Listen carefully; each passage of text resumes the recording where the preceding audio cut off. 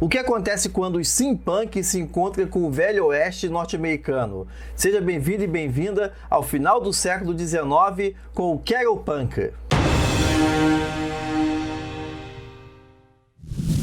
E aí, tudo fantástico com você? Antes de falar de mais uma expressão retrofuturista aqui na série Mundo Punk, aliás, não se esqueça de assistir aos episódios anteriores, fica o convite para você deixar sua curtida, se gostar desse vídeo, compartilhar com seus amigos e amigas fantásticas e também não se esquecer de baixar o e-book Como Criar Monstros, feito para você que curte as criaturas monstruosas, livro feito especialmente para você aqui do Fantástico Cursos. Bom, então o que exatamente a gente está falando do Carol Punk ou Kettle Punk, se você preferir uma pronúncia britânica. Ambientado no período histórico conhecido como Velho Oeste norte-americano, o Carol Punk se passa no período entre o fim da Guerra Civil norte-americana, em 1865, e vai mais ou menos até 30 anos depois, entre 1895 e 1910. E acontece nas regiões do oeste do rio Mississippi e os estados de Dakota, Nevada, Oregon, Utah, Idaho, Montana, Arizona,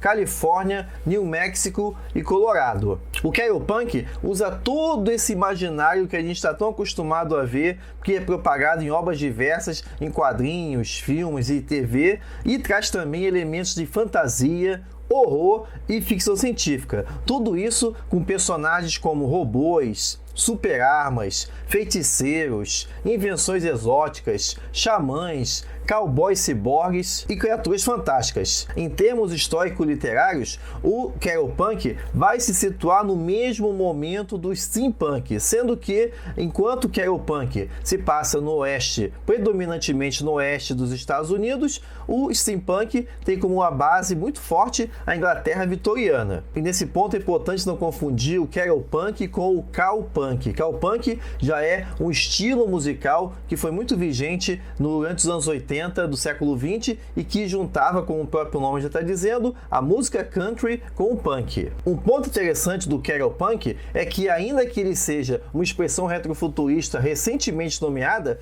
suas raízes podem ser encontradas na TV norte-americana dos anos da década de 60, na série original de Wild Wild West, e também em animações como a do Lone Ranger de 1976. Esse Lone Ranger no Brasil foi chamado de Zorro, é aquele que tinha também como companheiro o Índio Tonto. Outros exemplos de Carol Punk a gente pode citar do universo do RPG, o jogo Deadlands. Citando outro exemplo, a série de Stephen King The Dark Tower mostra muito bem essa fusão de elementos do Velho Oeste norte-americano com fantasia e também o horror. Na TV, destaques recentes são a série Westworld, ao passo que no cinema, o filme Cowboys vs Aliens também é um bom exemplo de Carol Punk. E, no universo dos quadrinhos, as aventuras de Jonah Rex. Aí você está pensando assim, não é possível que tenha exemplo de Carol Punk no Brasil.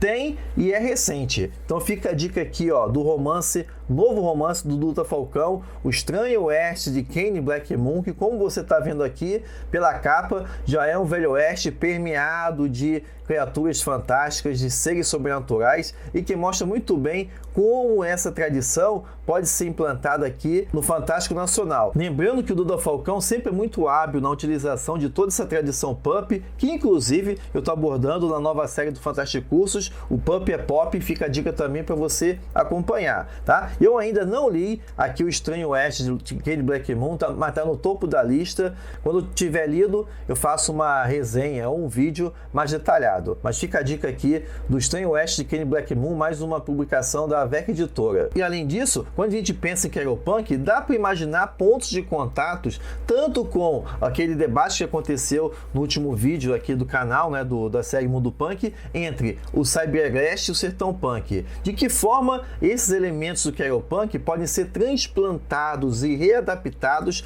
para se utilizar dentro da tradição do nosso sertão, né? Inclusive, falando até em termos aqui de Centro-Oeste, que eu estou falando aqui da cidade de Catalão, durante o período do Brasil pré-república, Catalão, Goiás, era considerado o Velho Oeste brasileiro. Então, por conta disso mesmo, de que forma hoje essa tradição pode ser reimaginada pegando aqui o centro-oeste brasileiro na criação de uma versão nacional de Carol Punk. Então, é mais uma dica aí para escritores e escritoras do nosso fantástico brasileiro. E se você gostou da dica, deixa aí seus comentários, quais outros exemplos de Carol Punk você lembra, de que forma isso pode ser adaptado aqui para o nosso universo do Brasil. Muito obrigado pela sua presença e até a próxima.